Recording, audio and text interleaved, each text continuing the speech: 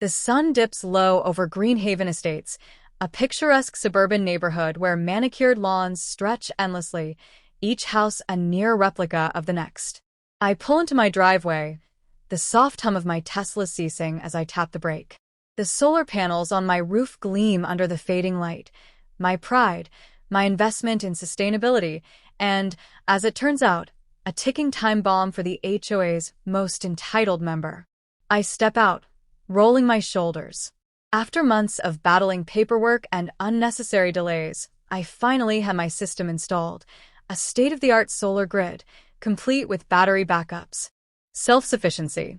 Freedom from the ever-rising utility bills that my neighbors seem content to complain about but never act on. I pause, inhaling the warm evening air. Peace. Until I hear her voice. Oh, great. You again. I don't have to turn around to know who it is. Karen Whitmore, HOA president. A walking, talking embodiment of gated community entitlement. She's the type who insists on neighborhood aesthetics while letting her golden retriever tear up other people's yards.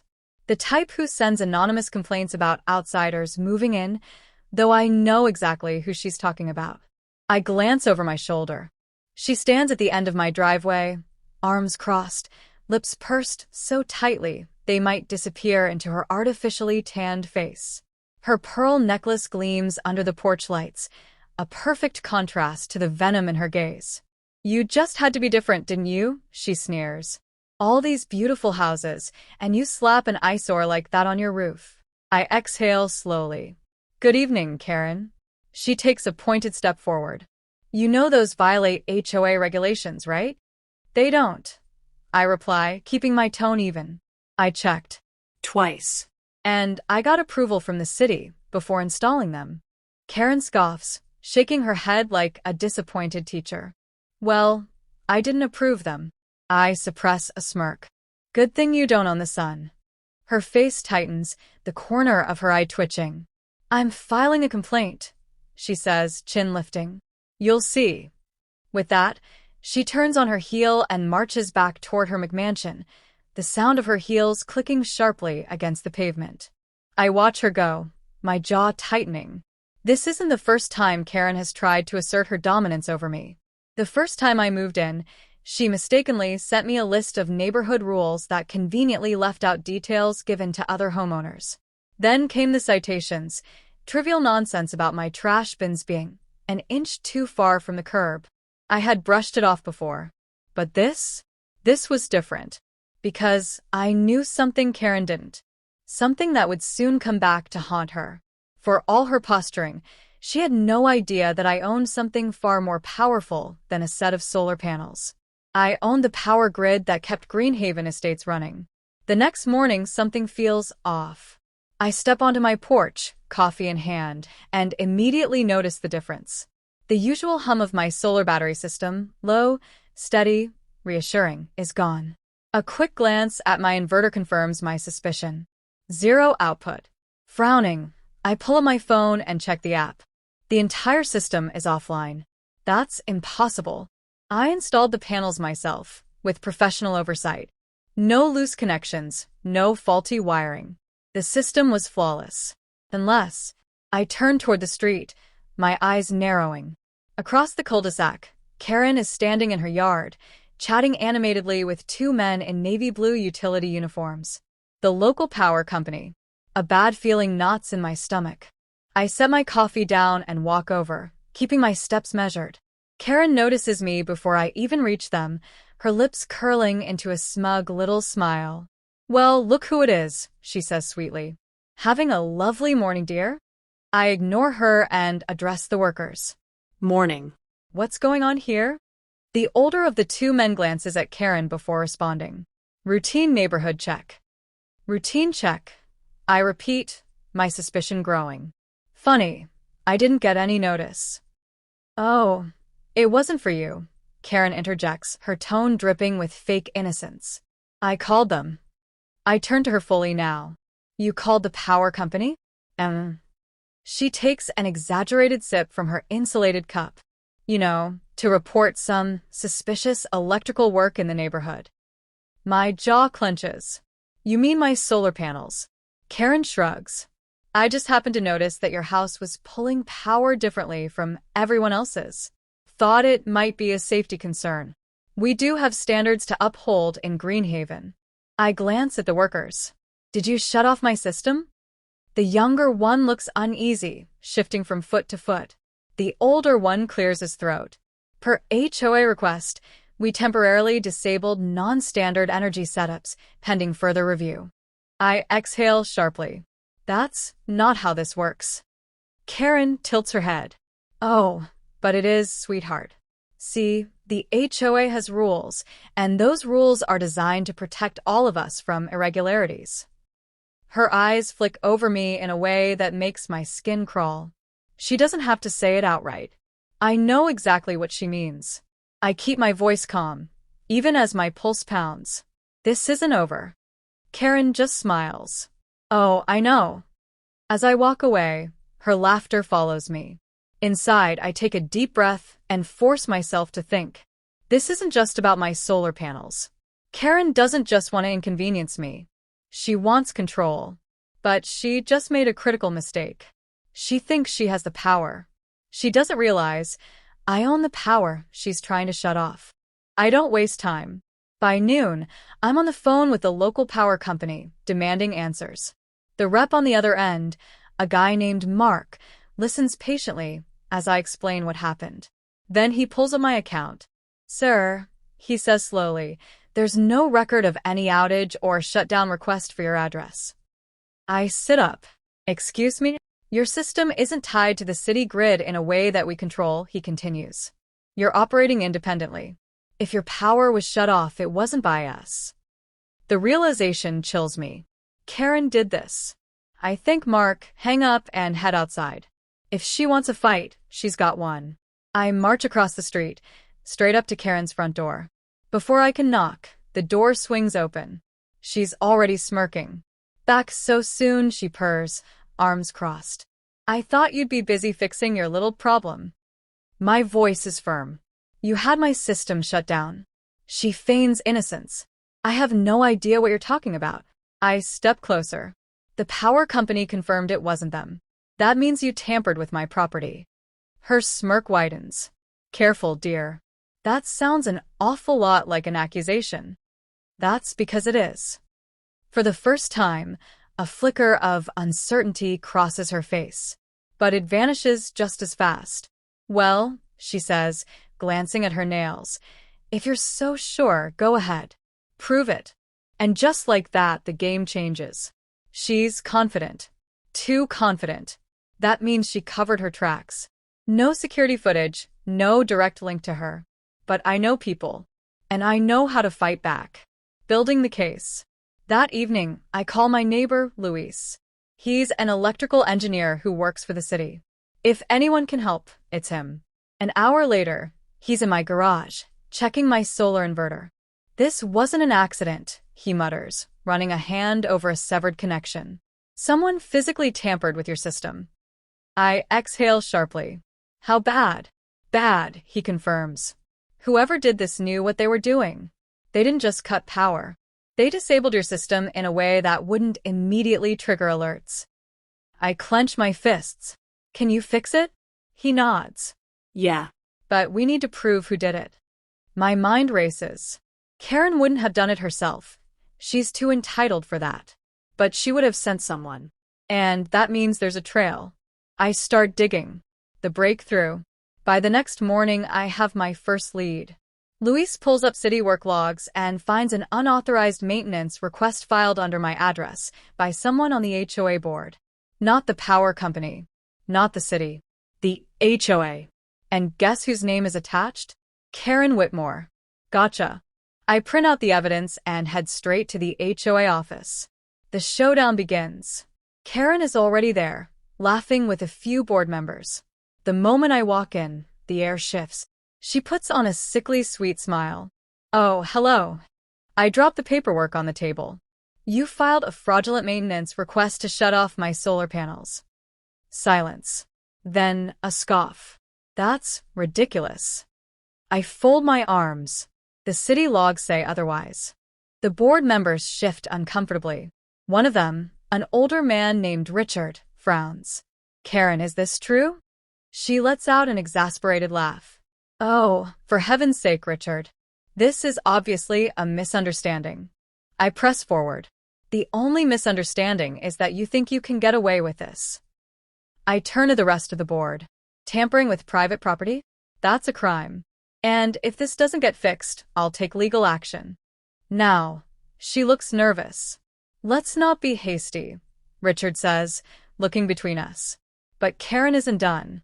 She straightens, smoothing her blouse. You can't prove I did anything, she says coolly. Even if my name is on that request, that doesn't mean I personally handled it. I smile. No, it doesn't. I lean in. But see, Karen, I don't need to prove you did it. I just need to prove that the HOA acted illegally. And, as president, that falls on you. Her face drains of color. For the first time, she realizes she's losing control. And she has no idea what's coming next. The HOA meeting is packed. Words spread fast. Neighbors who normally wouldn't care about solar panels or HOA politics now whisper among themselves, intrigued by the tension crackling in the air. Karen sits at the head of the long mahogany table, back straight, hands folded neatly in front of her like a queen addressing her subjects.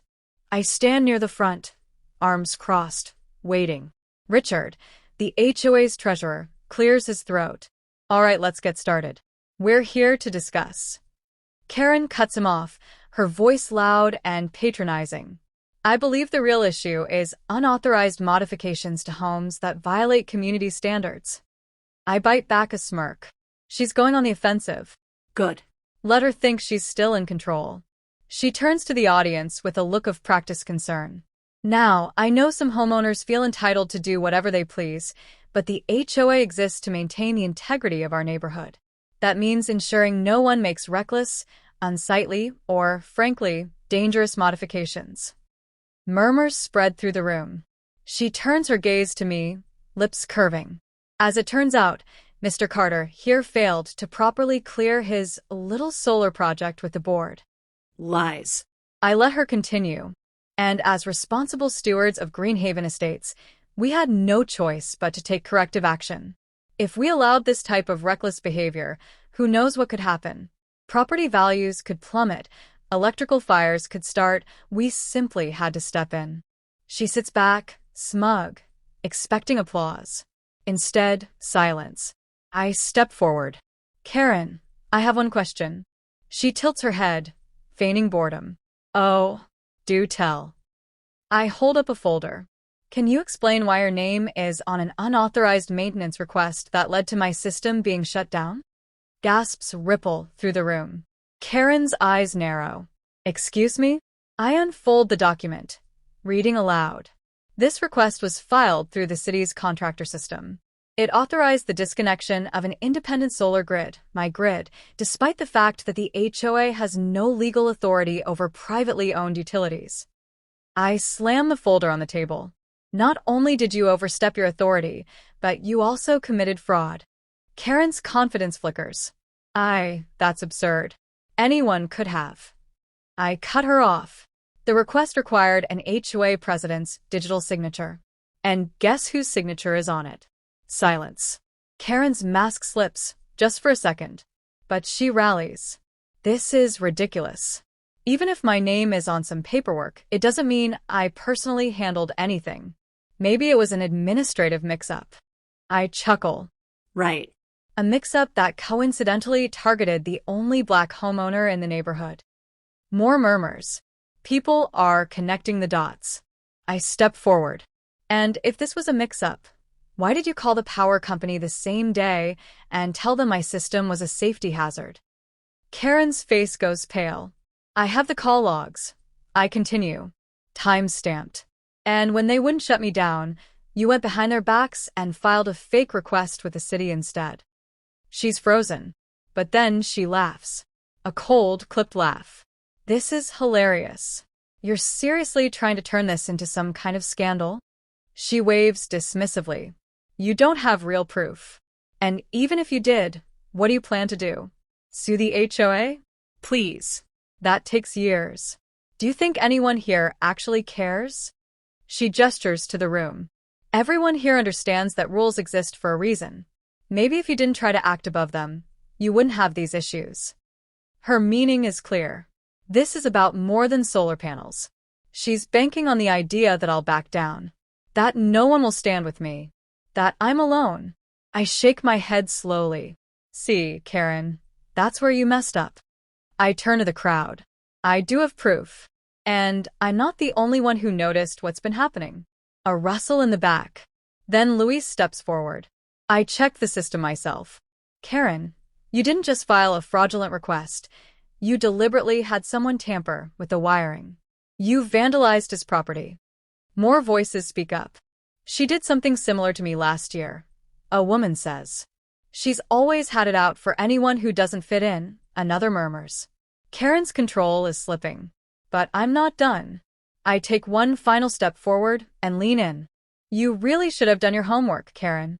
She scowls. What are you talking about? I smile. I own the power grid.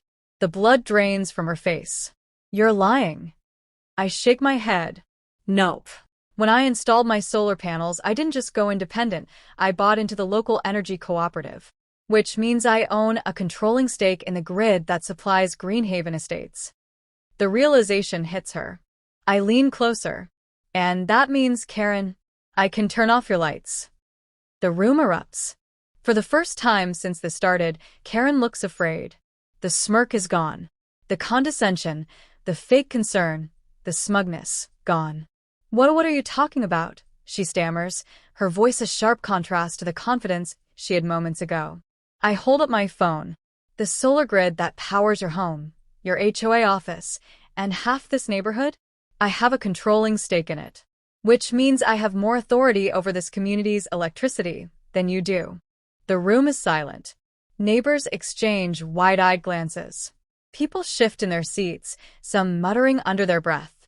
Karen recovers quickly, but not fast enough. That's ridiculous. You're lying. I shrug. I have the paperwork to prove it. Would you like to see? I set the documents down on the HOA table, sliding them toward Richard, the treasurer. He picks them up, adjusts his glasses, and reads. His eyes widen. These are illegitimate. Karen whips toward him. No, they can't be. Richard looks around at the board. It's all here. The purchase was made 2 years ago, legally. The cooperative agreement means he does have control over a portion of our power grid. He glances at me. You really have the ability to cut service? I nod. Karen's breath hitches. She knows I'm serious. I fold my arms. So, Karen, let me make sure I understand. You tried to sabotage my energy system because you thought you controlled the neighborhood's power. But in reality, you just attacked the guy who actually owns it. Her face is red now. This is a scam. There's no way you... I tilt my head. Would you like me to demonstrate? I pull up my phone, open the cooperative's energy control app, and hover my finger over the button labeled Disconnect. Greenhaven Estates, Sector 3. Gasps ripple through the room. You wouldn't dare, Karen whispers. I smile. Wouldn't I? I tap the button. Instantly, the room's overhead lights flicker, then die. A chorus of shocked gasps fills the air as people look around in panic. A few of the board members scramble for their phones, only to realize their Wi-Fi is down too. The entire HOA office has gone dark. Karen's mouth drops open. You. I tilt my head. Oops. Power outage. Guess we should call whoever's in charge. Neighbors laugh. Actual, real laughter, the kind that signals Karen's grip on them is breaking. Someone claps. Someone else mutters. Damn, that's karma. Karen grips the edge of the table. You turn it back on right now. I let the silence stretch before I exhale, hit the restore button, and like magic, the lights flicker back to life. Gasps. More whispers. Karen's hands are shaking. This is insane, she screeches. This doesn't prove anything. You're a nobody. You don't belong here. I built this neighborhood. I keep it safe from people like... She stops herself. Too late. The room freezes. No one is whispering now. Karen realizes what she's done. She just said the quiet part out loud. A slow, cold wave of realization spreads across the room. Some neighbors shift uncomfortably. Some glare at her outright. But the best part? I'm recording. I hold up my phone, where the red recording indicator blinks steadily. Karen sees it. Her mouth opens, then closes. You can't. Oh, but I can, I say, turning the screen so the crowd can see. And I just did. Someone in the crowd whistles low. Another says, "Did she really just say that?" A third, someone I don't even know, mutters, "That's it. I'm done with this HOA." Karen's entire world is collapsing. She turns frantically to the board. "Don't just sit there. Do something." Richard clears his throat. "Karen, this is bad." "No, this is his fault," she shrieks, pointing at me. He tricked me. He's manipulating you. This is our community, not his." Richard straightens, his face grave. "No, Karen. "This is all you. And I don't think you should be leading the HOA anymore." Boom. The room erupts. Some are nodding in agreement. Others are outright demanding her resignation. People are furious, not just at her racism, but at her abuse of power.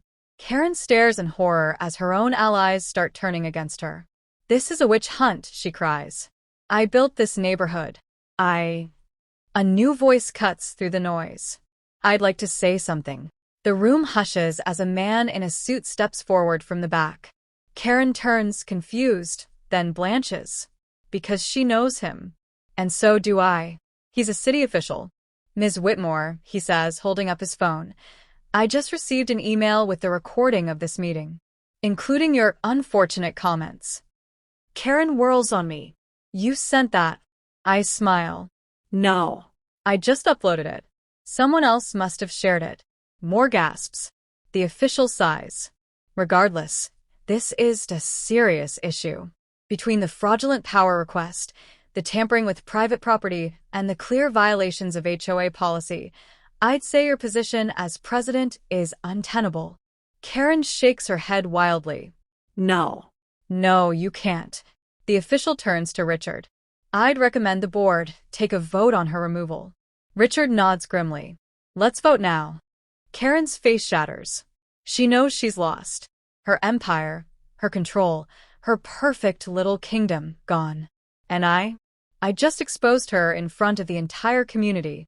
Karen is still sitting at the HOA table, but she's not the queen anymore.